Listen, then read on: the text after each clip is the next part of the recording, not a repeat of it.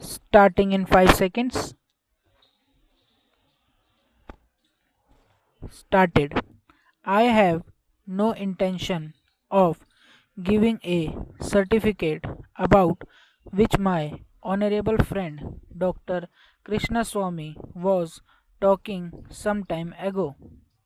Since anything like a certificate being given by any member of the business community is likely to be misunderstood. But the fact remains that impartial observers, both here and abroad, have testified to the soundness and stability of our finances, which have successfully withstood severe stress and strains of the changing economic factors, both national and international, and for this, the fullest possible credit is due to the wise handling of the situation by our finance minister. There have been criticisms on both sides. Some have described the budget as pro big business, as something which has brought about a boom in the stock exchange, and as something which has brought about satisfaction in the business circles. The fact is that if there has been any satisfaction, it has been due to purely negative features of the budget and not because any positive relief in any direction has been given to business or industry. It is true that there were certain fears in the minds of the business community that, in view of the expanding and growing needs of the center, the finance minister might resort to certain further additional taxation, and since those fears were not realized, there has been some slightly recovery in certain stock exchanges, but that does not in the least mean that whatever relief in legitimate relief was due to the business and industrial community has received any adequate response from the finance minister. We have got to face the fact that we are at present engaged in the process of development. People who talk about UK and USA conveniently forget that these are the most highly industrialized countries in the world, and our taxation system, so long as we are engaged in expanding and building our economy, must be adjusted and linked with the requirements of the expanding economy, and should not be compared with the high taxation levels that may be prevalent in UK and USA. Friends have talked about unemployment, but whether the raising of the direct taxation levels will in any way mitigate unemployment is a question that should be considered.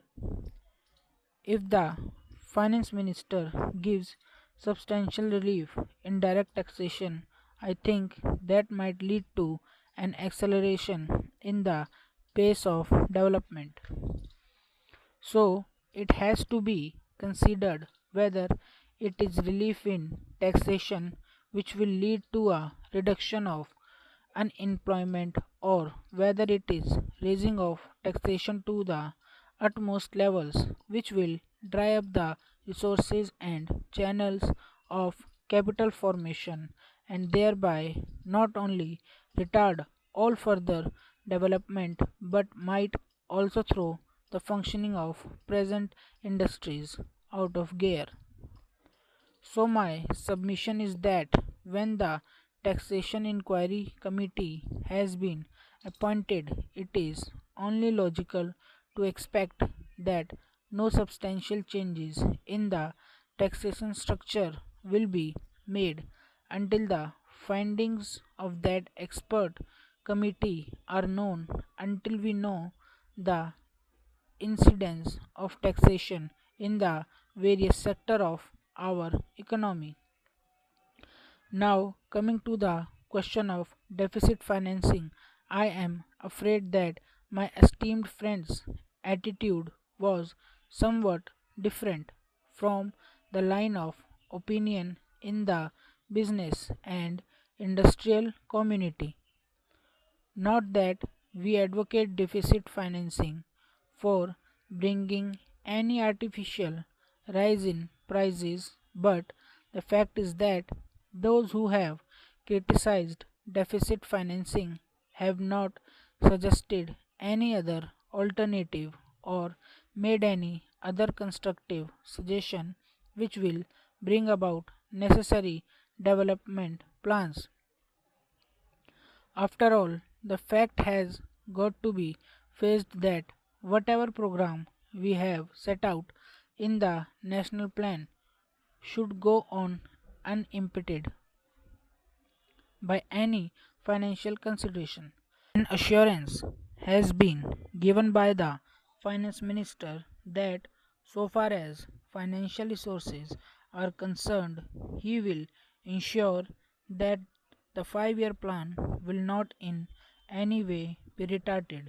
In this connection, I can only say that deficit financing is one thing so far as the revenue budget is concerned, so far as normal expenses and expenditure are concerned.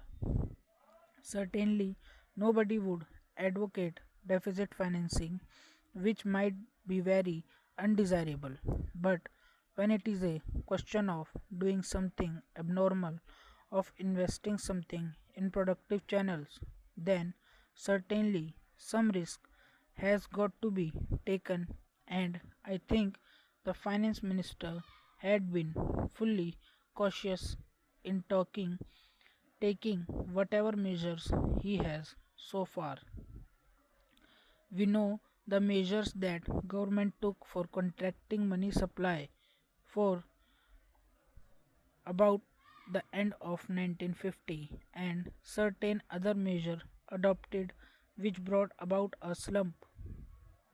Also, from time to time, the finance minister did not hesitate to mop up the surplus, which, as the records would show, has been about rupees 300 crores during the past 4 or 5 years. Thank you guys for watching this video. If you like it, please like, comment and share. And do not forget to subscribe. You can download the transcription of this dictation from my Facebook page. You can find the link in the description below. Thank you guys.